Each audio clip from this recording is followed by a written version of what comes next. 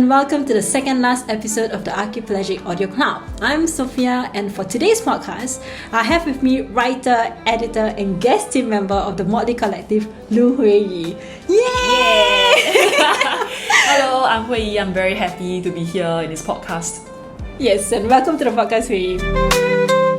We're so happy to have you with us today. Before we start, perhaps you could tell us a little bit more about what you've been up to this year and what you are hoping to work on for next year as well. Right, so this year, one great thing that I've been on is being a guest team member at the Motley Kolektif. One thing that we did I'm especially proud of is that we published our first flash fiction e-zine called Intermezzo. So what it does is to shine a light on underrepresented flash fiction pieces, be it from new writers or underrepresented communities or themes and so on. Amongst them, so all the works, I'm very proud of them. I think they're great. There are two that I really liked. One is a piece called The Dilemma by Asikin, a story of a female doctor who is struggling with her own personal diagnosis. And another one by Joao Carvalho called Suitcase, which is an experimental piece about a man and a neurosis is leading in while at a social encounter. I also got to share one of my own flash fiction pieces, Electric, which is a text about sexuality and one's experience of it. So I've been looking at flash fiction in the past year, getting back into prose fiction in a shorter form. Next year, I'm hoping to do more long form pieces again. And of course, today I'm here at this podcast and excited to explore some interesting texts while we're at it. Alright, on behalf of the Motley Kolektif, I would also like to thank Huiyi for agreeing to become our first ever guest team member and editor, and for being the most supportive, enthusiastic, energetic collaborator that we could ever, okay, not maybe ever, but hopefully not ever. Yes. And we have been so spoiled by your precious insights and support on all the things that we've been up to this year. So thank you so much. But okay, so now going back to our podcast, Huiyi and I will be discussing two momentous literary works, Nuraliah Norasid's The Gatekeeper, and of course Huiyi's own debut novel, Beng Beng Revolution. While Nuraliah's novel won the first Epic Books Fiction Prize in 2016, and is this year's editor for Best New Singaporean Short Stories Volume 7, Huiyi's novel was also a finalist of the 2018 Epic Books Fiction Prize. Additionally, Beng Beng Revolution has also been featured in various other events and programs, including the recent Art Science Museum exhibition on local sci-fi works. Yet, before we begin, allow me to do a bit of a recap for what our podcast is all about. The Archipelagic Audio Club is a podcast series by the Motley Kolektif. In this series, we hope to discuss and apply some of the theories of the Caribbean philosopher Édouard Glissant to works of art and literature originating from or which explore our own archipelago of the Nusantara region and beyond. In particular, we are hoping to look at these works through the lens of archipelagic thinking. With archipelagic thinking, specific themes of interconnectedness, fluid identities, and relationality across islands that challenge rigid boundaries, colonial frameworks, and continental-centric perspectives tend to be emphasized. In other words, instead of focusing on discussions that surround, say, the Great Singaporean or Malaysian or Indonesian novel, or even the Great Diaspora novel, we will instead move into discussions emphasizing the aforementioned themes of archipelagic thinking. So today with Nuraliah Norasid's The Gatekeeper and Huiyi's Beng Beng Revolution, we are excited to be able to do just that. Okay, so without further ado, maybe we can have Huiyi read from her chosen excerpts of Nuraliah's novel. Okay, so I have two excerpts from The Gatekeeper by Nuraliah Norasid, from the first chapter, Wash Feet.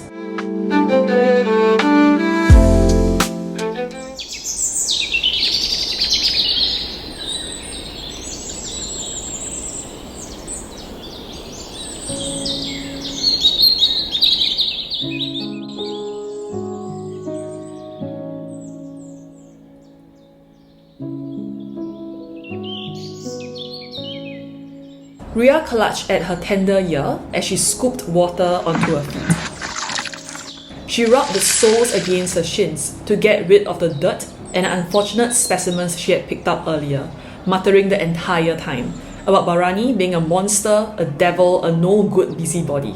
She never saw the logic of this foot-washing regimen.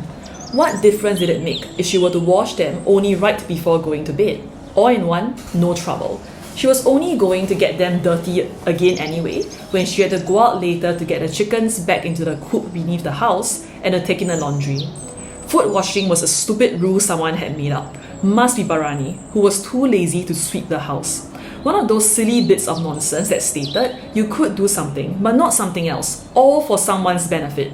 Must be Barani's. This cannot, that cannot, all cannot. Barani shouted at her from the top of the steps. "Hey, what you muttering about?" And she went on.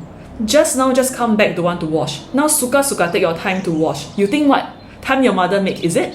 Such that even if Ria wanted to tell Barani what she was mumbling about, she wasn't given a chance to. Nenek always said Barani had a beautiful voice. Lemak manis, they called it. Coconut milk rich and sweet as sugar. Like that singer Salom somebody. But right then, Barani's voice grated on Ria's ears. Not nice at all. Walking damp-footed past Barani, Ria remarked, "Voice not nice too, be quiet only lah."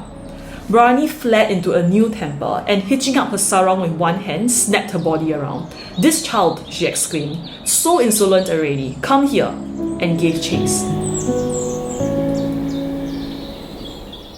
Nenek was used to them fighting. She rarely ever reacted to it. What Nenek would not tolerate, however, was when they turned their gazes to each other, both locked in a battle of who would channel that petrifying energy better. Barani, obviously. Those were times when Nenek, who was always benign and understanding, would roar, "Don't play with eyes," and twist both girls' ears until they stared back at her, red-faced, red-eared, and ready to cry. Those times when Nenek got angry, not even Ria could laugh at the double meaning of playing with eyes. No matter how much they tried to deny it, Nenek would have caught the twin clouding of their eyes and the raising of their hairs. To the old woman, it did not matter that their gazes would not affect either of them, or even Nenek, not that they had even ever tried. She did not want them to make a habit of it. "Because you live with people now," Nenek explained later when all the sniffling subsided. "They may not like you. They may not want you near them. They may not want you near their children or their chickens, whichever is more important. But you cannot stone people."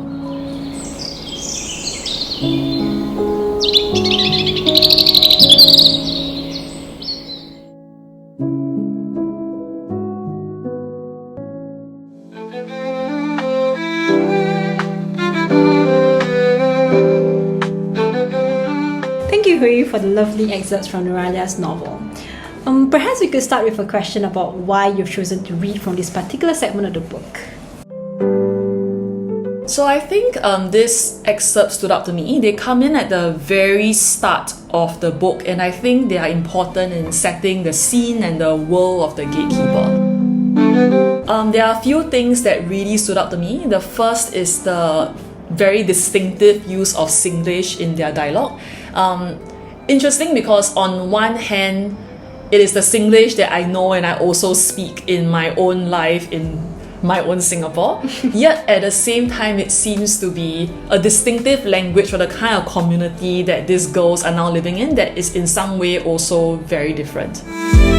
Can you share with us a little bit more about the parts of the Singlish use in the novel that you think represents this thing that you're talking about? So in the first excerpt that I read, there was something about how Barani, who is the older sister, is trying to get her younger sister Ria to wash her feet and not to take her time about it. And I actually realized that when I was reading it aloud that I naturally lapsed into a very Singlish accent that I would normally use when I speak Singlish in everyday life. Is when Barani was shouting things like, "Just now come back, don't want to wash, now suka take your time to wash. You think what? Time your mother make, is it?" Right? I think we can imagine that in the context of, say, like our own mother scolding us, or like older people scolding naughty children in Singapore. So it is interesting because it is something I can plant in my real world, and yet it fits perfectly in this world that I can see being very distinct from what I know in real life. Yeah, absolutely. In fact, I think in the very short excerpts that you shared, the idea of place names, right? So you have Kampung Kenangan, and in Malay, I think Kenangan seems to suggest something like a yearning or a desire for nostalgia. And but actually, despite the village aesthetic of the novel or the world building of the novel, it's actually set like very far into the future. We think, and because it says that it's between 5064 CE to 5068 Yeah, CE. so in the sections they actually write timestamps, and it starts from 5000 plus CE. Absolutely, and even the city itself, right? Mantikura, Singapura. But most of the time, whenever we enter the novel, we are always, although we are treated to something familiar in that sense, they are actually unfamiliar places. And I just love the way that the novel actually does that in every place that they introduce the readers to. Yeah, so this is basically, it reads like an old school kampong, but we know it is not just a kampong. The whole don't play with eyes thing, I think, is also very important. It's one of our first hints that, spoiler alert, this book is about two Medusa sisters, that these are not just normal human girls. So this book is not really just about your typical kampong in the 60s, for instance. Yeah, and in fact, I actually also love the way that Nuraliah changes the idea of horror and supernatural elements in Southeast Asia. We will be more familiar with supernatural figures like, the chickpone, who is also a very dangerous kind of supernatural figure who might be very familiar to us in Southeast Asia. But a Medusa in our ranks, I think it kind of gives you a clue, right? That you find this place familiar, but you know what? Not really. And I love it how through the entire novel, it's always this in-betweenness that happens, whether it's in the place or in the relationships or even the language use of Singlish. And building into that, even if we try to lean the other direction, away from the context cues of this being like Kampong Singapore, right? We lean into the idea of the Medusa and the horror of such a creature or such a monster. Yet we can't lean into it fully because you can see that the Medusa sisters in the excerpts I read are placed in a starting scene of childhood innocence, play fighting, and so on. Absolutely, yeah. Okay, next question. How do you think these excerpts and beyond, right, enrich our understanding of archipelagic concepts that were mentioned earlier? Maybe something about relationality or fluidity or even rigid boundaries. Yeah, so I think our discussion was beginning to lean towards that because basically the text denies us the ability to fall into easy binary distinctions. On one hand, this reads like a typical nostalgic Singaporean text about kampong life. On the other hand, it becomes clear it's a text about Medusas. On one hand, it's using Singlish in a way that I can easily understand. On the other hand, we realize that the Singlish is being used in a very different context and fits very easily into the more fantasy, supernatural kind of realm somehow. Easily it fits. I think it's a nod to the skill of the writer also. So in that sense, while this book is very strong in its sense of place and building a place or world building and creating this physical space, at the same time we can never fully say we know this space as it is. Yeah, absolutely. And I think it's the kind of novel that doesn't insult the reader's intelligence. Like the reader has to kind of work out exactly where this place is. It's not a place that you find absolutely familiar. It is a kind of familiar. It's kind of familiar, but it's not quite the same. And so the readers fortunately or unfortunately forced to contend with the fact that Nuraliah is not going to be not going to give you the easy way out. She is making you work hard for imagining this world that she has created and imagining the challenges of these two sisters and the monstrosity that they are or that they live with and the monstrosities that are being put upon them as well. Yeah. Okay. You say something about distortions and about how something that might be familiar to us in Southeast Asia becomes very unfamiliar in the novel. You talked about Singlish, you talked about places, but is there something else about the relationships perhaps that you think you maybe you thought or assumed one way, but then when you further read the novel, it becomes something completely different and unexpected? Yeah, so at the start it was really just a charming village sibling relationship. You have the older sister chiding the younger sister being super playful, talking back, them fighting, grandmother Nenek coming in to say stop it, don't do this, right? But then this I find gets warped tremendously later on, and it's almost wow the extent to which their relationship will change. Eventually it becomes one of betrayal, of them growing apart as they do what they think is needed to survive. And what is interesting is that when you think about what is needed to survive, it's often about what is needed to help the other survive in their mind, to keep the community alive, to protect the other sister, and so on. And in fact, what I find eventually becomes the case is that you recognize that they love each other from the start, and they will love each other even at the end as sisters, but that love eventually becomes synonymous, or at least intertwined in some way, with betrayal. And it means that the maturing of their love is also in some way the poisoning of it, and that contrast between how it began, so pure, so easy to understand, so wholesome, that becomes very stark as the novel goes on.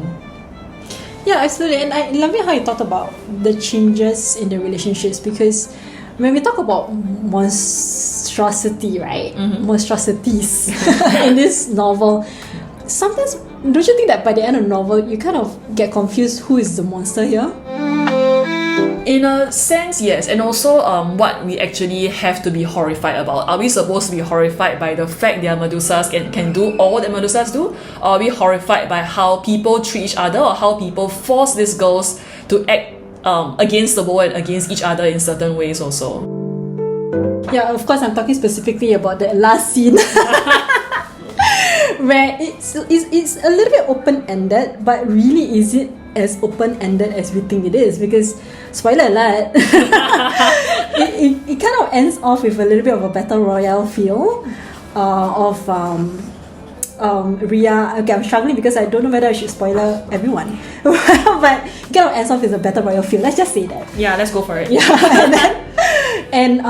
but then we were talking about it, and we said that is it really an open-ended ending? It kind of feels like the final message, or the final thing that Nuraliah leaves us with, is a sense of discomfort about who the monster really is, and are we really living in a monstrous nation, or that we are living in we are all living amongst monsters, and we ourselves are monsters as well. And I think one thing that I noticed, and I think I'm going to lean right in and spoiler it, so if you don't want to be spoiled about the ending, just fast forward by a minute or something. So what happens at the end is that Ria, under capture in prison, is forced into a battle royale with other prisoners. The prisoners are told if you can kill her, you get a pardon. So they end up fighting. So it's like a fight to the death, almost like a blood sport. And what is interesting to me is that while that is an open ending, it is closed in a way that we get a sense that there is no hope for Ria. Either she loses and she dies, or she triumphs, she kills more people, and then what next? Is she constantly enveloped in a cycle of killing? Because we realize in the book that the day she kills the first person, or rather turns them to stone, that is when she always becomes vulnerable to being used by whoever is in power, whoever needs her to continue being a killing machine. No longer is she that small girl defined by her sisterhood with Barani, defined by like her playfulness. She is just a killing machine open to manipulation. And it kind of reminds me of that scene in the novel where she kind of vandalizes the stone figures in Nalrut. Do you remember that scene? I think so, yes. And she kind of put Ria was here. Yes, yeah, right? yeah, And I thought, that was such a chilling moment in the book, because you know that she is a killing machine, but she also is trapped in this feeling of playfulness because she's never allowed to be the child that she was, right? She's become this monster, and people have made her out to be this monster, and she cannot quite get away from it. Even with Edric, like, even because we were talking about the relationship between the two, right? Yes, and we said that actually, is he really a way out? Which I guess leads me to the next question, and I think this is where you wanna share with our readers your favorite lines, or the lines that you often think about when you're reading this book. Could you tell us more about the lines or the segments of the book that you thought very deeply about, or you think there's something more to be discussed? Yes, so one line that stood out to me was when Ria was in prison. This is towards the end of the book. And then there is this lady called Diana who speaks to her. And Diana seems to be one of the good cop prison guards at that point, right? But then later it turns out that Diana is also trying to use her, trying to manipulate her to say, if you listen to us, then we can ensure a comfortable life for your sister. So they're trying to make Ria bend to their will. And at that point, Ria gives out and she replies yes, she agrees to their demands. And that is when Diana speaks to Ria in Tuyunri, which is an ancient native language for the Tunyuns. What she says is translated as ground above, night below. And these are words of prayer. They are recited when interring the dead, the only words in their native language that most Tuyuns still knew and still spoke today. And Ria replies, so it is.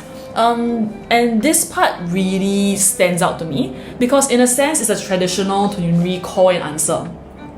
And a call and answer suggests some kind of connection between people because I know what to say and you know what to say in response to it. We have a shared tradition and a shared understanding. Yet at the same time, it's a moment of great betrayal where Diana succeeds in manipulating Ria. So it leaves me with a lot of questions as to what exactly is happening between them here, what exactly is shifting within Ria. At the same time, because it is a call and answer that is normally uttered when it comes to dealing with the dead and with death, then it also makes me wonder what exactly has died or is dying here. Is it the dying of some kind of connection, some kind of bond that should have existed between Diana and Ria, if not for the powers that separated them? Is it the fact that Ria will now be party to more killing on behalf of the authorities or whoever is using her?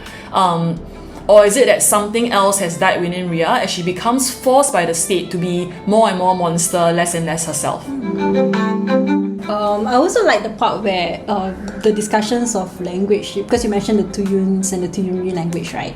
And actually, in parts of the interactions between Ria and Edric in Naurut itself, they do actually have kind of very interesting, kind of deep discussions about language as well. Where Ria kind of tries to teach Edric about some words, some native words that were being used and no longer being spoken. I think it happens at least twice, I think, in the novel.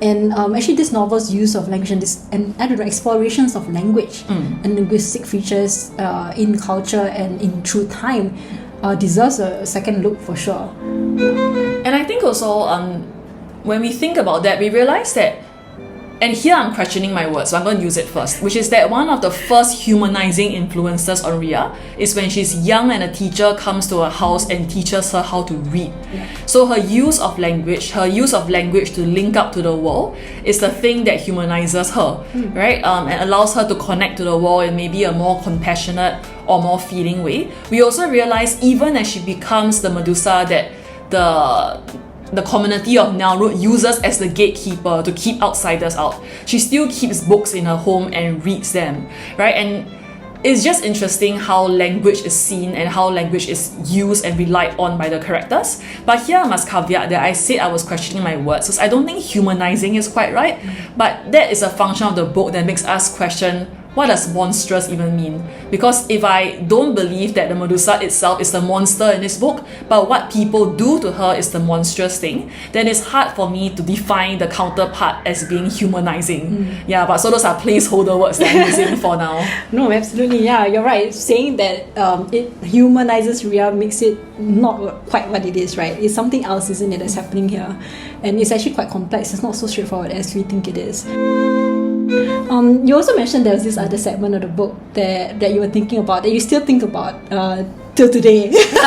Can you share with us that segment? Yeah, so it's a section that ignites strong feelings in me. I would say that it annoys me, but it doesn't annoy me in that part is not good. More that is so good at making me irate at a specific character, and that is Edric, the man who comes from outside, the changer as they call him, and captures Ria's heart for a while. So this is basically after he has basically romanced Ria, she likes him, and then he's telling her what next. Now that they're out of Naurut and he has to shelter her in some way, he said to her, "We sit out as long as we can, and if my father or anyone else ever finds out, if there is even the slightest indication they have an idea, as in an idea that Ria, the Medusa, is with them, we will clean out the drawers, pawn on the jewelry we can get hold of, and jump cheap hotels. We will live off convenient stall food, maybe even get drunk on cheap beer every night. We keep doing that until we either get caught or reach the end of the road where we know we are fucked anyway."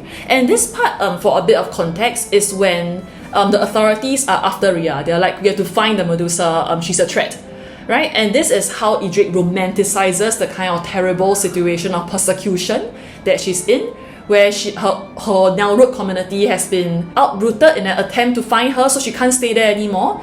She's in a hostile world where Idrik's the only protection, and all he can promise her is this very strange you die, I die kind of situation, and to paint it as romantic.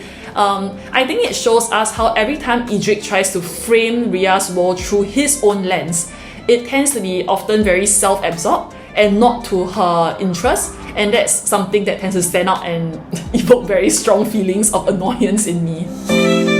Yeah, I think we mentioned that it is kind of a Bonnie and Clyde moment that we often romanticize the Bonnie and Clyde relationship, isn't it? But actually, that relationship ends in absolute tragedy.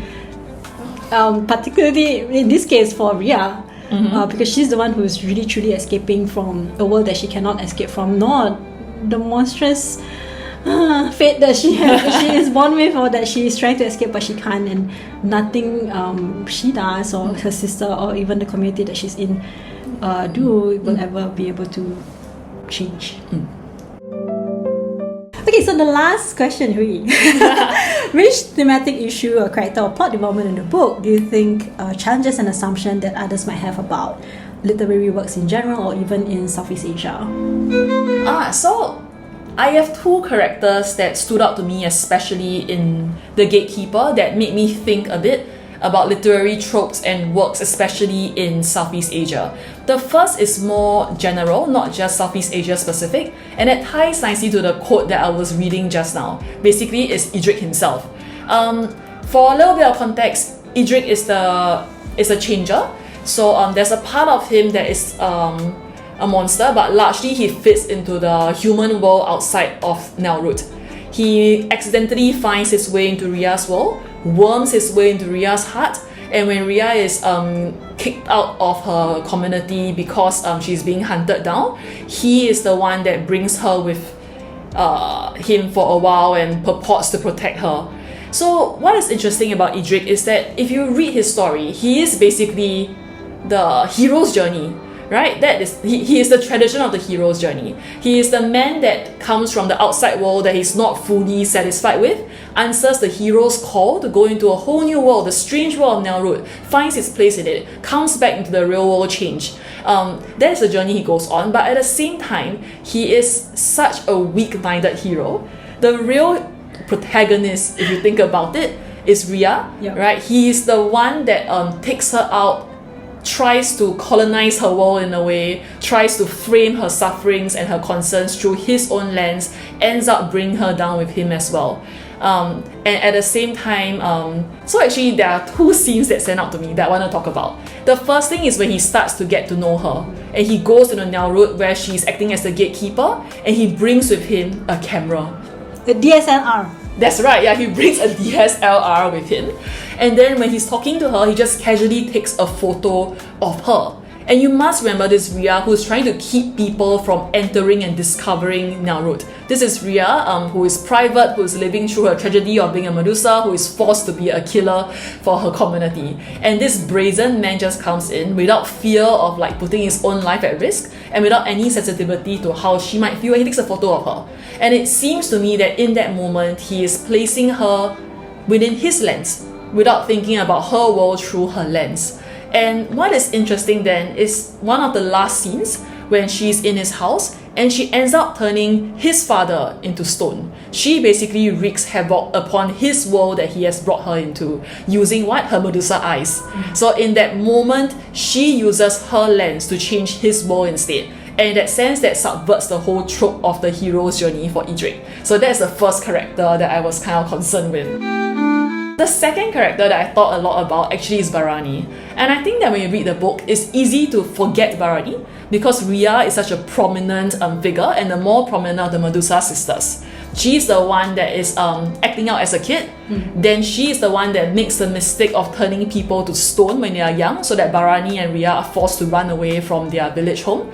And then she's the one that is turned into the gatekeeper for Nyaurut. Barani seems to be the gentle, beautiful, stereotypical Southeast Asian village girl, always in the background, living mildly and meekly, and yet at the same time she's more than that, because we see there are moments when there is this steely hardness to Barani when she does what she thinks has to be done. For example, when things go south, she does the brutal thing of chasing Ria out of Nelrut, but ultimately it is to protect Ria from getting into trouble, from facing persecution, from facing greater harm, maybe even death. And I say that subverts the stereotype of the gentle village girl, but at the same time I'm not so sure of that, because I also think that pragmatic cruelty, that ability to harden yourself to do what is necessary, is often very characteristic of how we paint vulnerable people, and especially women, when it comes to Asian or Southeast Asian fiction as well. They are gentle, they are yielding until they have to be especially unyielding, and they prove themselves very good at doing what is difficult and necessary. And I guess the reason why I say things subvert stereotypes and then I'm forced to correct myself, that is characteristic of the fluidity of this text, that it means that we cannot stick to just binary or easy descriptions.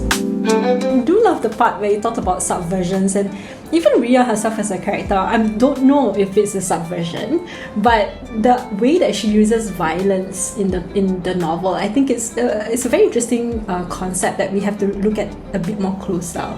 For example, when the final scene, right, when she actually attacks her own sister, the act of betrayal, isn't it? In order to protect her sister. She actually does, her acts of violence are actually done quite a number of times actually, to tell the truth. Like even the first scene of her changing the entire village into stone in order to protect her sister. Again, the act of protection kind of like seen through violence. So even the character of Ria herself, her violent acts are not actually as straightforward as it seems to me, I feel. In that sense, I guess in this book often they act and go by contraries. I think at the very start we mentioned how love seems intertwined with betrayal. That is very much the case here, and it's done in a way that was very surprising. So that moment when she attacks her sister, that actually completely took me by surprise. I knew something was going to happen. I didn't know that she was going to do exactly that to her sister, and I didn't realize it was to protect Barani from persecution. Okay, so I think that is the end of this segment. Okay, please stay on because we're going to be talking about Huiyi's debut novel, of course, Beng Beng Revolution, in the next segment. And can we have Huiyi read an excerpt from her novel first before we continue on with the rest of the podcast?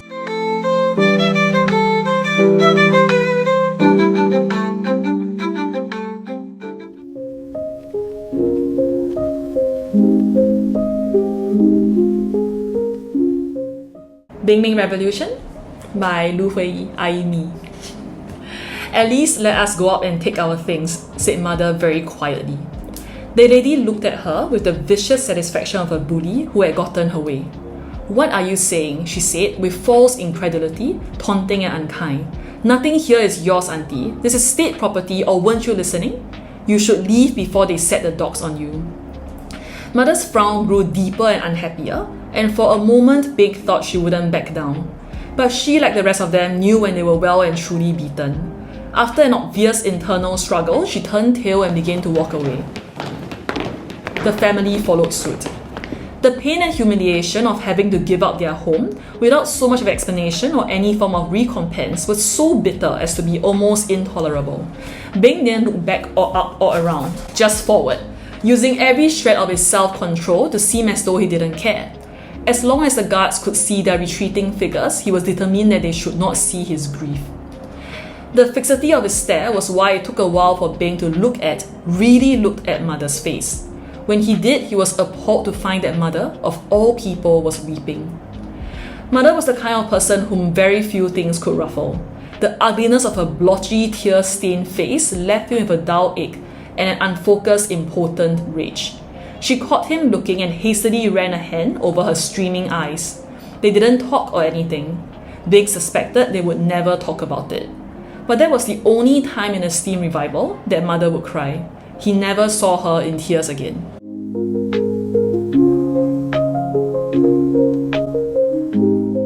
It was an arduous journey. They hitched rickshaw rides where they could and walked till their feet blistered, but this was something too monumental not to witness, assuming it was true. Maybe you should go back and rest, Pa, said mother early to the excursion. Grandfather looked outraged. His only pair of flip-flops was worn thin and the left one almost in pieces. His breathing was ragged and perspiration was dripping down his sunburned cheeks. But he looked at Mother as though she had suggested something unbelievably stupid. "They are trains," he said. "I can tell you about them when we come back," Mother suggested. "You tell lousy stories," said Grandfather petulantly. Mother frowned, but he was right. Mother tended to talk about things, if at all, with succinct efficiency. So much so that her stories were more like mission briefs than actual tales worth listening to. When pressed to elaborate, she had an unfailing habit of choosing the most tangential and uninteresting aspects of a tale and fleshing them out in painstaking, unnecessary detail. Grandfather, on the other hand, lived by the belief that entertainment value mattered more than truth in a good story, and would always ensure a good hearing, if not a truthful account. Mother's retelling of a scintillating event held little appeal for him compared to the real thing. "I want to see trains," he insisted. Mother shrugged. They all plodded on. By the time they arrived at City Hall, it was nearly 4 in the afternoon. The sun was at its most scorching, and Beng was parched with thirst and worn out from the heat. The station was open again, but only one of its multiple entrances. A massive crowd had gathered. They had to push their way through the mass of sweaty bodies to get a better view. It was a relief to finally stagger into the relatively cooler shade of the station. The station looked very different from before it had been seized. There was a steam engine monstrous and smoking and alive. The society had really done it.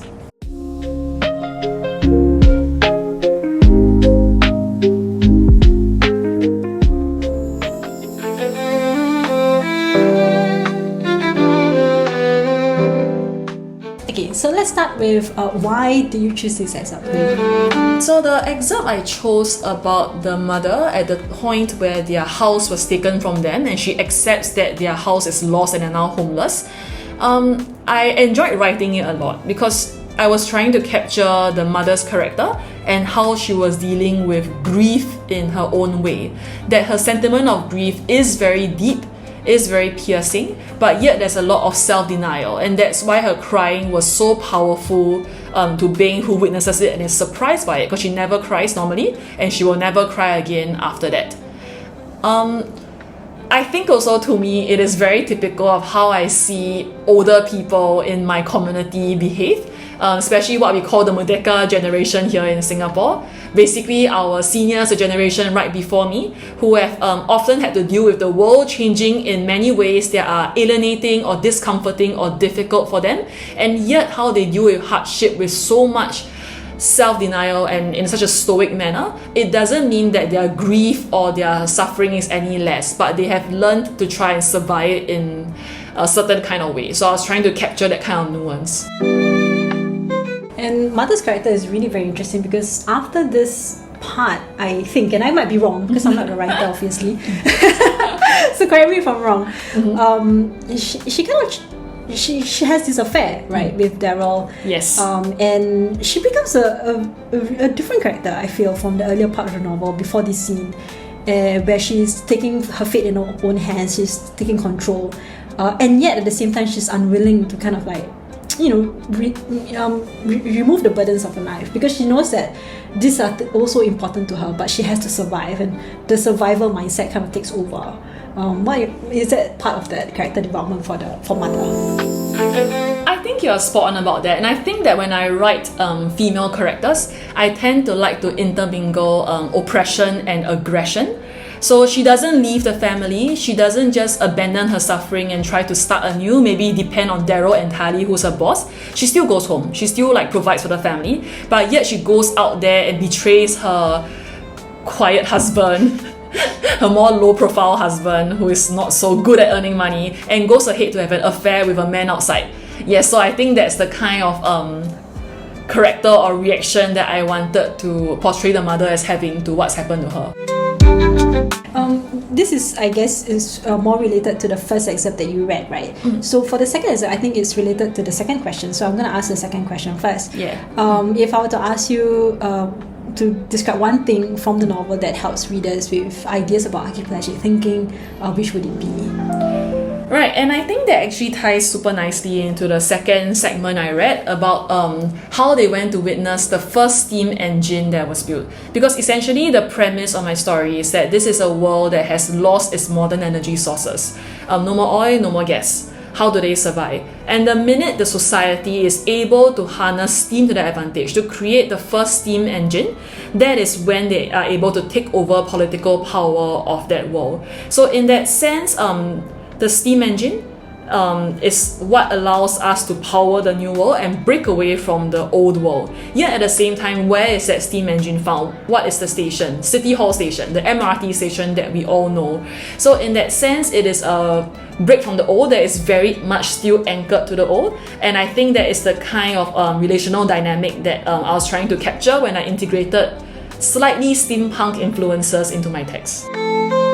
Wait, it's not just that. I feel, and I obviously again I'm going to be wrong about this. No, go for it. Try me again. But it's not just about the steam engine world building that you've created wonderfully. It's also in very very detailed things that the characters talk about. It's in the dialogue. So some of the most chilling moments I thought were lines that would be very familiar to us as Singaporeans, like the line about hold on. There's a line that was said between mother and one of the society's officers, right? She said she was told that's not how it works, and then she said that's not how it works, and then she was told that's how it works now. Or even the other part about meritocracy being turned on its head. This is how meritocracy works now. And I think the whole turning around, or like the whole changing the perspective of what seems to work today in Singapore society now in your novel becomes opposite, right? Yes, it was in a completely different way. And I think you have done that in many different ways, not just in the world building of the steam engine, but even in concepts that we Singaporeans might feel familiar. Not just Singaporeans, I think in the modern world that we find familiar, the idea of meritocracy, the idea of like things working right in a certain way, but now being turned on its head and being turned into something that we don't no longer recognize but still recognize. So I think that's the beauty of the book, actually. And I think to me that's what captures dystopian fiction, in that what is dystopian is an inversion of the world that works and that is not dystopian. But when you turn a shirt inside out, it's still the same shirt. You cannot fully pull yourself away from what came before. You are still anchored to what you are trying to tear apart.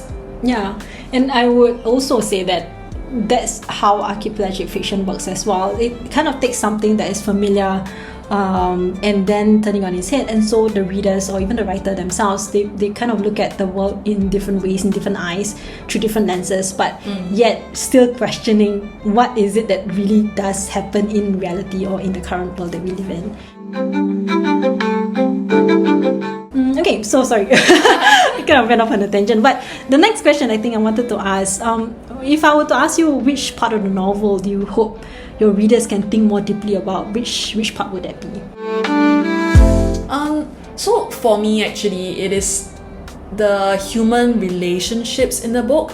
I think the brotherhood between Beng and Hua is a central part of the book, and I did enjoy writing that. But I found that a little more straightforward to me. They are brothers who get along, who love each other above all. But what really I wanted to explore was the relationship between their two parents, who are different people, who married, who continue to grow apart throughout their marriage. And there's one specific scene, I think, that I put a lot of effort into. And that is actually when the father goes foraging out for trash, right? And then he finds like canned food and stuff for the family to live on, and he brings back this like can of braised pork, and he's so proud of it. And the mom says, "Oh, but I'm going out for dinner." And dad's like, "Sorry, how are you going to afford dinner?" And she insisted she was going out. When she leaves, the father says she's going to see that man, because he knows she's going out to eat with that boss that she's cheating on him with, Daryl. That's the only reason why she can afford food. And at that moment, basically in the father's line of vision, there's an altar where the father puts like idols that he had picked up when he was scavenging, that he cares about. And I write here, these weren't her gods, as in the mother's gods. She, with her ability to seek to see and seek and go further than the rest of them. She had no use for gods like this. She worships different gods from the father, basically. And one line that I wrote was, people all worship different gods, but every shrine was built on the hunger for possibility. And one thing that I hope readers can think more deeply about, not because I think I've written anything particularly amazing. No, it is amazing, stop it! No, but because it's something that I think very deeply about, is that kind of, that how in all relationships we are all the same, we are all hungering for something more, hungering for hope, but yet we can grow so divergent even as we are all hoping for the same kind of fulfillment. Could I ask a favor? Actually, Yes. I really love this scene, and I think it was one of the most memorable scenes from the novel, other than the other scenes that I talked to you about. But this one in particular, I think the idea about gods. Could you help me read the line or the paragraph that actually is after that? So, what was Beng's god? Can you read from us that paragraph? I really love this paragraph, and it goes with my next question about Beng's character development. So, help us read this section first. Okay, so just the paragraph, yeah? Yes. Okay, so it goes, what was Beng's god? He did not know. At 17, he was gangly and awkward and lacked daring, a far cry from the strapping, strong son that father had probably hoped to live vicariously through. But he recognized this with very little self-disgust, if at all. Beng had always known that he wasn't marked for greatness. He wasn't good for much. But somehow he had always believed that he was enough, that he wasn't helpless. Beng believed that if he persisted long enough and worked hard enough, he would be able to carve a path out of even the most trying situations. Yeah. And I think it goes back to our conversation about meritocracy, right? Like the idea that meritocracy is supposed to work, but in this novel it works very differently. And I guess my next question to you would be Beng's character development. Like, what were you thinking about when you were writing his development? Because we kind of see Beng in the earlier version of him, right? Before he got his powers, before he could even communicate with his power. Yeah. The power, right? And then later, much later, in the last segment of the book, The Gentleman's Rebellion, throughout this development, and I don't know if it's a spoiler or not, but who cares, right? Because we love this book, we want to talk about it. Tell us a little bit more about what was the thing that was driving you to have his character development, turn out this way. I think quite hilariously, because we just talked about Edric and the hero's journey in The Gatekeeper, that I did model a lot of Beng's development after the hero journey. He is the unwilling hero who gets thrust into a very difficult world, finds power he didn't know that he had, and has to try and use it, but at the same time is very subject to external manipulation of how he uses that power, and is also at risk of either giving in too much to that power or losing control of that power and having the power take over him in negative ways. In that sense, I feel like my characterization of Beng falls somewhere a little in between Edric, the hero that goes on a journey but ultimately is not very powerful and doesn't show a lot of agency though he thinks he does, and Rhea, the Medusa in The Gatekeeper, who has so much inherent power locked into her, and yet at the same time is constantly forced to use it against her will in situations where she ends up being destructive when she may not necessarily have ever wanted to be. So I think that is roughly where I see Beng and how I characterize his development. Can you tell us a little bit more about his sacrifice? Because I just realized on looking at the cover of the book, which is a wonderful, mysterious, dystopian cover, right? So because you have the red eyes there, you kind of think that it's about his power, right? That's what I first thought as well. But now, after reading the book, I realized, no, it's not just about his power, it is what he sacrificed in order to have this power. Why is it that you created this character to have to sacrifice himself, in order for him to serve the greater purpose, I suppose? So what he does sacrifice is his sight. So he I didn't want to reveal it, okay, but the writer did so. So he goes blind for it. And if I wanted to further a comparison with Gatekeeper, I think it's quite cool that we both landed on the idea of a loss of sight, because what Rhea does is to blind Barani so that Barani, who is also a Medusa, her older sister, is not persecuted. Obviously, there are key differences, that being that the gatekeepers were a Medusa who uses her eyes and her sight to blind people. That is not such a direct comparison with my text, but I just thought it was fascinating, the idea of a handicap for a larger purpose. So I think the interesting thing about Beng is that he gives out things to unleash the full power within himself. But in doing so, the question is that really maximizing his power, or is that an act of self-betrayal? I think the second question that ignites is that, is it really him choosing to sacrifice for a greater good, or him being manipulated by larger forces to do what they think they want to achieve? So is that really autonomy? Is the possession of power just a means to become more vulnerable? Absolutely, and I have to talk about the ending. And right. I think that it's a similar feeling I felt. Again, I might be wrong, but with the Gatekeeper, you have the ending where it's not really quite an open-ended ending. Here you have the two brothers kind of like going out to sea. If I'm not wrong, am I wrong? I think they're hiding in a shipyard container, basically. Okay, yes. I imagined that they were kind of like trying to escape this place. But they were I think they were looking out to sea. But because Beng has lost his eyesight, he actually looks out into darkness. Is that right? Yes. The last line is, he opened his eyes and looked without fear into the unrelenting darkness. Yes. And I thought somehow the two novels, the way that they end, it eludes the readers into thinking that, I don't know whether I'm using that word correctly, obviously, but it kind of makes the reader think that it's open-ended, but actually it's not, because he actually, it doesn't seem very positive actually, because he has lost his eyesight. His powers are probably gonna take over him, right? And is not the most positive thing that will happen to him next. Yes, and I think at that point he starts to hear rallying cries in his name Beng. And the funny thing is, the moment his name becomes a rallying cry, it's less a marker of who he is. There is a sense of the loss of the self. And I think one common thread that runs through both texts is just this idea of how in power there's powerlessness. And in that sense, we are defying the idea of a neat, happy ending where all the loose ends are tied up. So that sense of ambivalence and fluidity carries on at the very end of the book. Yes, thank you. And obviously there's also archipelagic concept being shown there, and I think one of the things I like to talk about would be endings of novels. And the novels of archipelagic fiction tend to have a kind of an open-ended ending, although in these two novels, as you can see, they seem to suggest it's open-ended, but actually they're kind of like not quite open-ended, are they? Yes, and it makes the readers kind of question again, are you sure that what you've read is the way that you've read it, and are there different ways of reading it as well? Okay, so I think that's the end of the podcast, and I'm just gonna sell the books that we've been talking about. If you haven't gotten your copies of Nuraliah Norasid's Gatekeeper, or even Huiyi's Beng Beng Revolution, go get them now. I think they're both in stock, I think, before they go out of stock, because Christmas is coming. Yeah, and there's still time to buy your Christmas gifts, okay? And just get them as a set. You should. So that's the final shout out. So thank you, Huiyi, for coming on board with us.